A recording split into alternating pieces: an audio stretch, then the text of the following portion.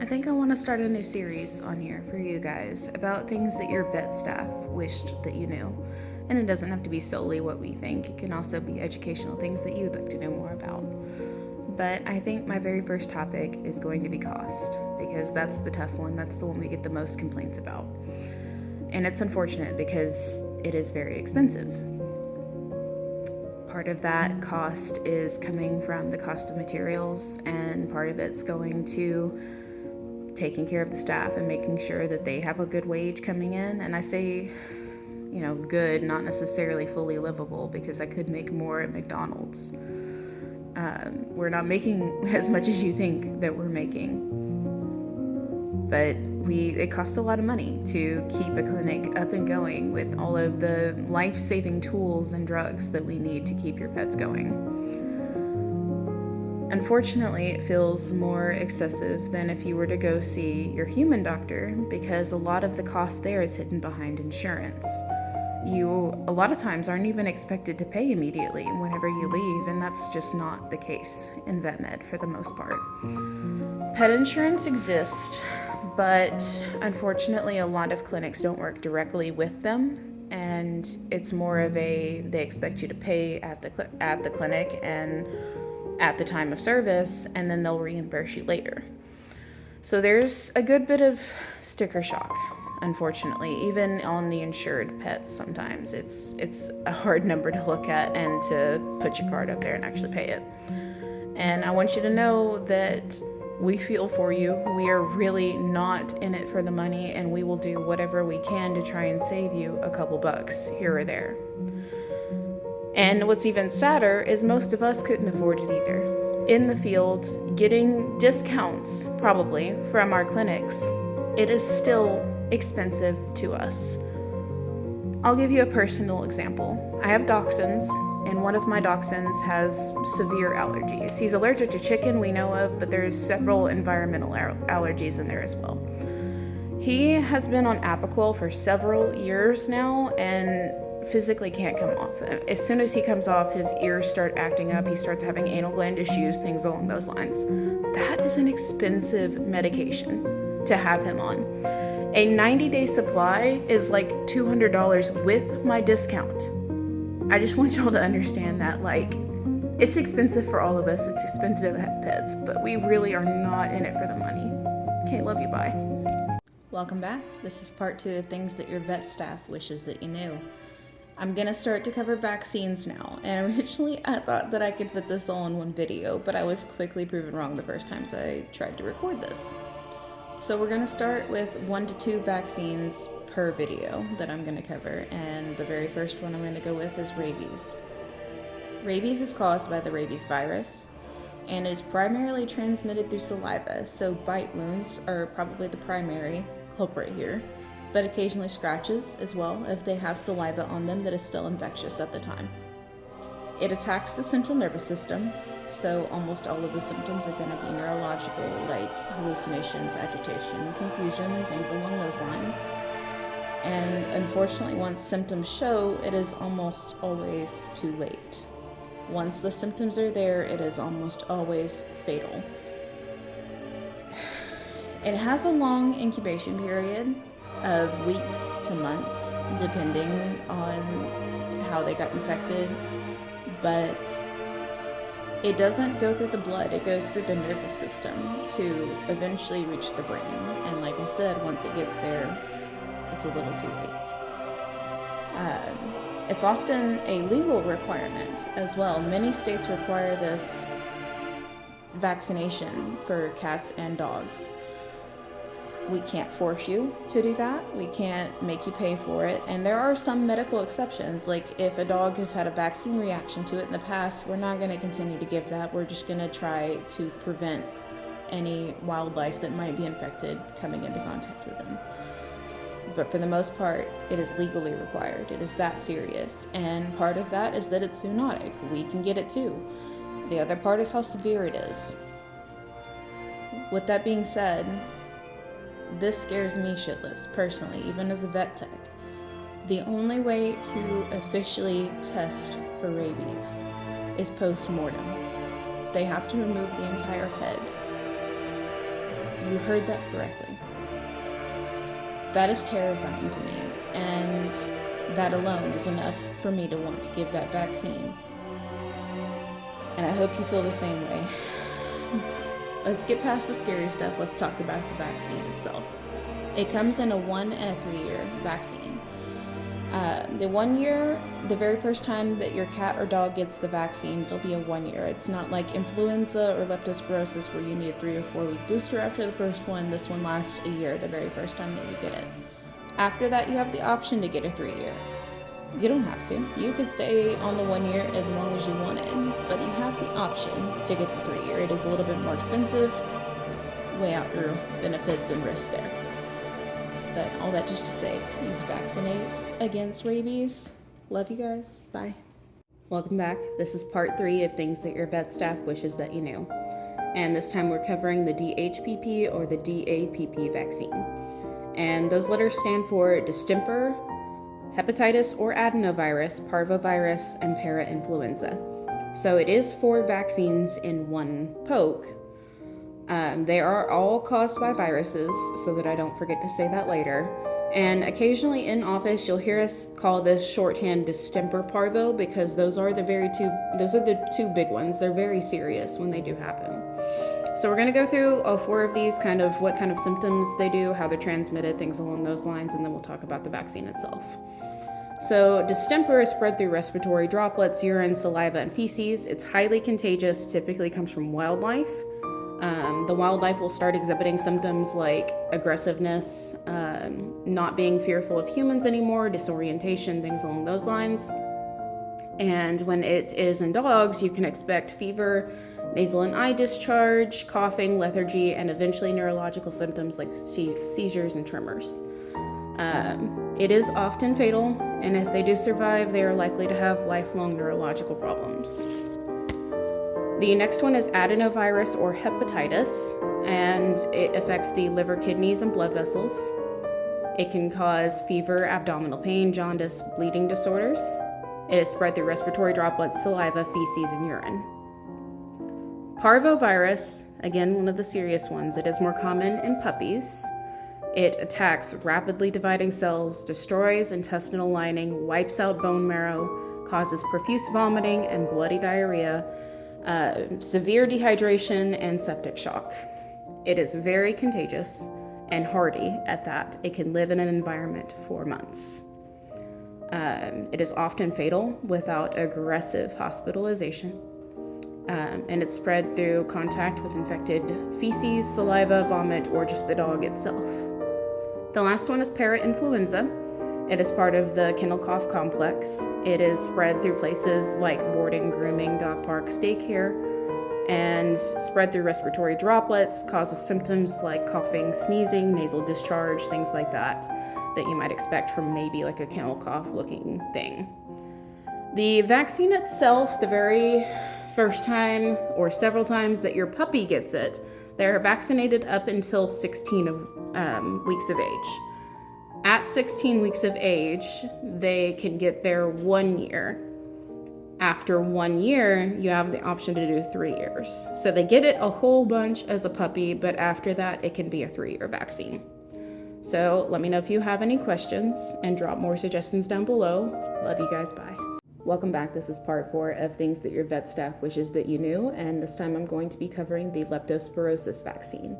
So leptospirosis is caused by a bacteria, and it is Leptospira interrogans that causes it. It is zoonotic, meaning that we can get it too. Your dog can give you leptospirosis, and it is also regionally based. So this may not be considered a core vaccine for you. It might be considered a lifestyle vaccine based on where you live. It is more prevalent in the South. It is worth considering getting this vaccine if you live in the South. It is transmitted through urine, wildlife urine. So anywhere where there's standing water, soil, where a wildlife animal could have come and urinated that your dog can get to and then get infected and then infect you is where this is how this happens. The incubation period is the same in both humans and dogs. It is anywhere from days to weeks after contracting the organism. and it causes kidney and liver failure when it's left untreated. It can be very serious and requires aggressive treatment. It is more serious in dogs. It can be serious left untreated in humans too, but it is more serious in dogs. And the symptoms look pretty similar. They're vague, unfortunately, which is why we have to go see our doctor to get checked out about it, even when it's things like fever, muscle pain, vomiting, and diarrhea, because that can look like a lot of things. It comes in a 1-year vaccine, and occasionally this can also be given with the DHPP or the DAPP vaccine as a combination. Even though it is a bacteria and all of those are viruses, they are compatible and can be given in the same vaccine. That DHPP part of it still can last 3 years, but the lepto part of it still only lasts 1 year. But I think that that's all I wanted to cover on that. Let me know if you have any questions. Drop more content suggestions down below. Love you guys. Bye. Welcome back. This is part 5 of things that your vet staff wishes that you knew. And this time I'm going to be covering the Lyme vaccine. So you've probably heard of Lyme disease before in humans, but dogs can get it too. And it's caused by the same bacteria for both of us. It is caused by Borrelia burgdorferi. I'm not sure if I said that correctly, but I'll put the name up there so you guys can see it too. And it comes in a 1-year vaccine when it's given. Lyme disease is regionally based risk, so typically it is more common in the north, but we are seeing an increase in prevalence in the south as well. And it's transmitted through tick bites, through deer ticks, anywhere where you might find those or be in contact with them. Like if you're going hiking and camping and things along those lines with your dog, then they would be at risk. Lyme disease looks slightly different in humans and dogs. We present differently. So with humans, you are likely to see symptoms pretty early because they're going to be visible, like a bullseye rash. But with dogs, it can take 2 to 5 months for symptoms to arise if they ever do arise, because a dog can be completely asymptomatic. The symptoms, if they do show them, can look like fever, lethargy, shifting leg lameness, joint swelling, and decreased appetite. And occasionally there is a serious complication in dogs called Lyme nephritis, which is an immune-mediated kidney disease. And that's really where the biggest concern is. Otherwise, it's a pretty good prognosis in humans and dogs. With antibiotics, we can completely eradicate the infection. Now, I had to look this up because I did not realize, like, you've heard of like Lyme being more of a chronic issue in humans. So it's not the Lyme disease, it's post-treatment Lyme disease syndrome typically that they are dealing with. It's not the same in dogs. Usually after the infection is completely eradicated, you don't see any more symptoms and they live long, happy, healthy lives. I will mention, so your heartworm test that you have to get yearly in order to get your prevention, test for Lyme disease. The 4DX does test for Lyme disease, but a positive on there does not necessarily mean active infection. It means that there are antibodies present and that your dog, at least in the past, has been exposed to it. But it doesn't necessarily mean active infection. So you might get a positive on that and your vet may not treat at all depending on what's going on. But because of the potential for Lyme nephritis, they may want to check the urine just to be sure. I believe that's everything. I think I went over everything I wanted to for that. So if you guys have any questions or content suggestions, drop them down below. But love you guys. Bye. Welcome back. This is part 6 of things that your vet staff wishes that you knew, and this time we're covering the Bordetella vaccine. So Bordetella is caused by a bacteria called Bordetella bronchoseptica, and we shorthand in clinic will call this the kennel cough vaccine because it does play a hand in causing kennel cough, although kennel cough is not caused by one organism. Multiple different things can cause kennel cough. This is just one way that you can help prevent, if not lessen, the severity of a case if your kid does still get infected even after being vaccinated. It infects the upper respiratory tract and damages the cilia in the lungs that would normally be able to clear debris and leaves your kiddo more susceptible to other infections. So often kennel cough is multiple at the same time, unfortunately. It is typically treated with just cough suppressants and supportive care and monitoring. Unless your kiddo is a puppy, a senior, or an immunocompromised dog, or we have severe concern for pneumonia. Then we might include antibiotics in the fact that there might be a secondary bacterial infection going on as well. But for the most part, it's pretty good prognosis unless pneumonia is involved. It is part of the kennel cough complex, or it is sometimes called the canine infectious respiratory disease complex. And as I started to explain earlier, it's multiple different things that can cause kennel cough. Most healthy dogs recover in a couple of weeks, just fine on their own. It is transmitted through respiratory droplets in places like boarding, grooming, daycare, where dogs can be social. It's a lifestyle vaccine, so if your dog is home all of the time, you don't have to get the vaccine. If they are never social with another dog, it's not a huge risk to you.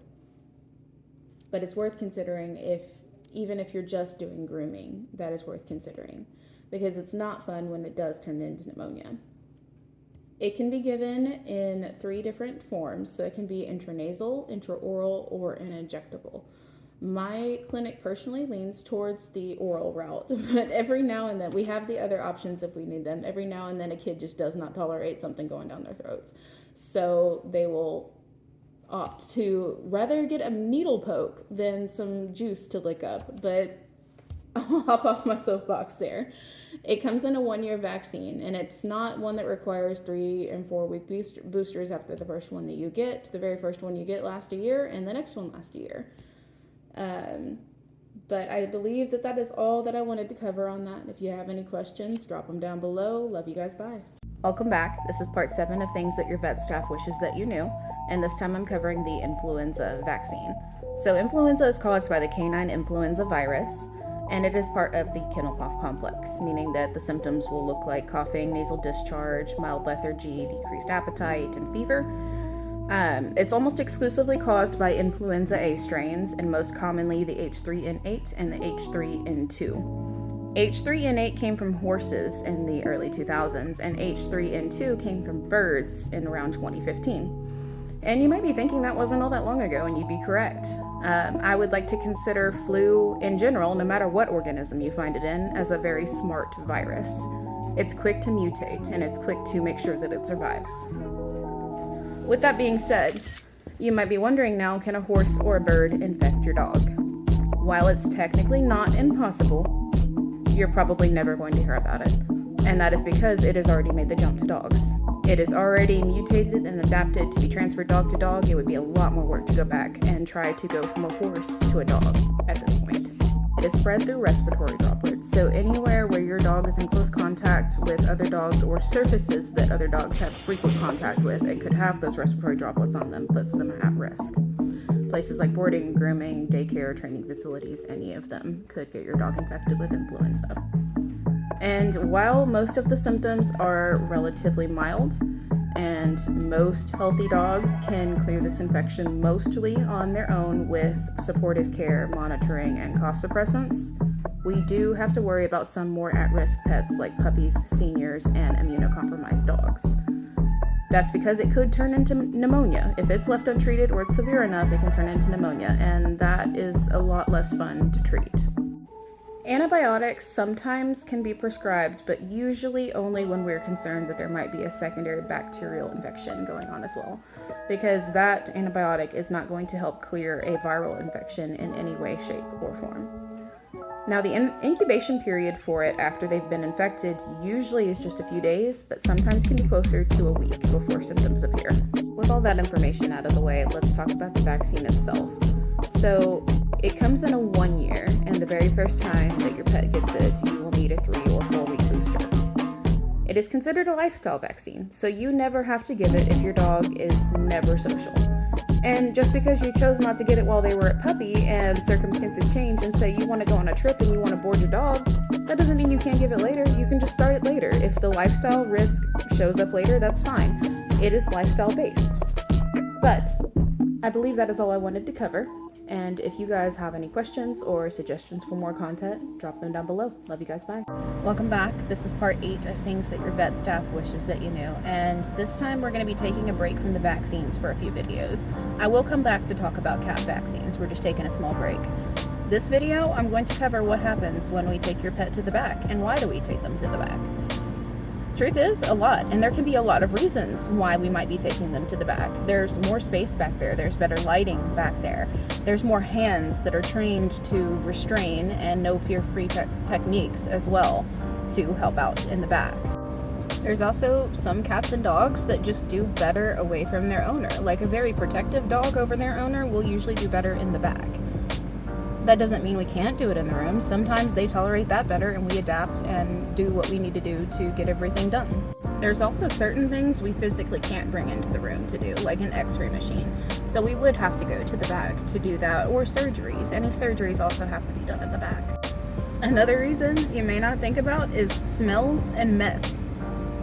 I don't think you want us to express those anal glands in the room with you and you have to smell them in there and all the way home as well. I think you would probably prefer us do it back there where we can smell it all day. Sometimes it's because the owner doesn't want to see their kiddo acting all scared or acting like it hurts. Or, occasionally sometimes things are a little uncomfortable or a little painful. We don't do anything extreme while they're awake. Don't get us wrong. We are not back there abusing your dog. Some of them are dramatic, and I mean that with love, but like if I am just touching you and you're squealing like we just broke an arm, that's a little crazy. That's a little dramatic. There's probably also a lot of snuggles and kisses and treats going on as well. And oh my gosh, you're so brave, and all the love is going towards your pets back there. Like sometimes I just wish y'all could be a fly on the wall and hear the way we are baby talking all of these pets in the back. And all of that is just to say we are not taking your pets to the back to hide anything from you. We are not abusing them back there. Like honestly, they are probably getting so much love and attention back there while they are with us. So if you guys have any questions or suggestions for other topics, drop them down below. But love you guys, bye. Welcome back. This is part 9 of things that your vet staff wishes that you knew, and this time I'm going to start to cover fearful and fractious pets and how we handle them. So our first priority when you come in is to keep everybody safe. That includes you, that includes your pet, and that includes us. In order to keep everybody safe, we have to pay attention to the body language and the signs that your pet is giving us that they might be experiencing some fear, some anxiety, and some stress about this visit. And those signs look different in cats and dogs. In dogs, more mild stress signals can be like the lip licking, the whale eyes, yawning, a tucked tail, trembling, but sometimes they start to go into the snapping and the growling, and that's when muzzles get involved. For cats, the signs may start looking like dilated pupils, the flattened or airplane ears. They might freeze, they might be hiding under tables, tail flicking or tucking. And then cats can be more sudden whenever, like a dog will give you more of a warning that they are getting tired of this, but a cat can be sudden. So that's when we really have to be concerned about bite risk and scratch risk whenever they are lunging at us, because they can be sudden. They won't give us as much warning as a dog normally will. And although we try to prevent some of this stress to the best of our ability, there is only so much we can do. Sometimes it is just scary. We're strangers and they don't understand why we are poking and prodding them. So in some really severe cases of very fearful pets, you may see them urinate or defecate on themselves, or even express their anal glands. It can turn into a gross mess sometimes when they're really, really stressed. So how do we gain control of them back there when they start to act out like this? For a dog, usually a muzzle. Occasionally for some of our brachycephalic breeds like a Frenchie or a pug, we may have to break out an e-collar cone to try and prevent anybody getting bit. And for cats, cat muzzles do exist. We don't always use them. Usually our first line of defense is a blanket or a towel that we kind of wrap them up in and create a little burrito. But there also are cat gloves to help on especially fractious cats, and a panini press on the really special cases. Some of that might sound scary to hear us say, but we are not going to hurt your pet while this is happening. If we cannot calm them down back there, we will send them home and try again with drugs or even sedation in severe cases. But we're not going to hurt them or ourselves in the process. But I think that's all I wanted to cover. Let me know if you have any questions or suggestions. Drop them down below. Love you guys. Bye. Welcome back. This is part 10 of things that your vet staff wishes that you knew. And this time I'm going to cover fear-free. So it's important to know that not every vet clinic is fear-free certified. You do have to find one that has been fear-free certified if you want some of these techniques to be reliably enforced in your pet's care. And that term can sound a little deceiving because it doesn't mean without fear. We can't fully control how your pet feels about the situation, about some strangers coming up and touching them and poking them and prodding them. But it does mean that we are assessing the situation and your pet's body language, and we are trying to adapt our care accordingly. So what does that look like in practice? Well, we're first going to assess how stressed your pet is based on a fear, anxiety, and stress scale that goes up to 5. So 0 to 1, your pet's pretty calm, they're tolerating this well, they're still taking treats from us, they're relaxed. 2 to 3, you're going to start seeing some of the milder stress signals that I talked about in the last video, like maybe some lip licking or whale eyes or things along those lines. But a 4 to 5 is when we start to be concerned about somebody getting hurt because they are biting, thrashing their body around, and things along those lines. Fear-free also does not mean without any restraint. It just means we're going to try the conservative tactics first, like a blanket or a towel, before we pull out things like muzzles. It also means that unless we are dealing with an urgent case or an emergency, that if your pet hits that score of 4 to 5 for the FAS scale, then we may send you home with drugs. We're going to medicate that kiddo to try and make the next visit easier. We're not going to continue to traumatize them and make them not want to come back and act out even more the next time that they come in. There's also several things that a fear-free clinic will do to control the environment and lessen the stress. Like my clinic has a cat room with a feloid diffuser to help with some anxiety because cats are very sensitive to pheromones. So if we keep all the dogs out of that room and it's purely just a cat room, that therefore reduces the stress that they experience whenever they come in. Dude, so many treats. All of the treats are used for fear-free. Food motivation is real. Like our exam rooms probably have 3 separate different jars of different types of treats, and then we also may have cheese, peanut butter, whipped cream in the back. You'll probably also see a lot of non-slip mats and blankets being placed on the table before we put your kid up there. And it's a metal table. I mean, it's cold, it feels weird, they slip on it. So if we put that there, that is another way that we control the environment and make things less scary to them. I'm coming up on my 3-minute mark, so just know that this is not everything that fear-free encases. There are so many things that we are doing behind the scenes to make things less scary for your pet. But let me know if you have any questions or suggestions, drop them down below. Love you guys, bye.